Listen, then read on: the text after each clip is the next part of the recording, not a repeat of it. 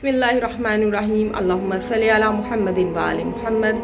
آیت اللہ مجتہدی تہرانی فرماتے ہیں کہ اگر کسی کو نماز میں عبادت میں لطف نہیں آ رہا تو اسے چاہیے کہ وہ جب مصلی پر کھڑا ہو، محراب عبادت میں کھڑا ہو، تو سب سے پہلے السلام علیک یا ابا عبداللہ الحسین پڑھے۔ اس کی یہ نماز عظیم نماز بن جائے گی، کیونکہ وہ نماز کی ابتدا اس ہستی سے کر رہا ہے، نماز سے پہلے اس ہستی کو سلام بھیج رہا ہے کہ جنہوں نے اپنے نانا کے دین کو بچانے کے لیے اپنا سب کچھ قربان کر دیا۔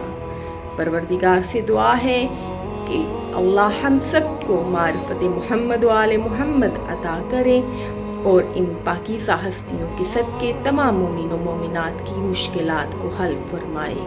اللہم صلی علی محمد و آل محمد واجل فرجہم وسہل مخرجہم۔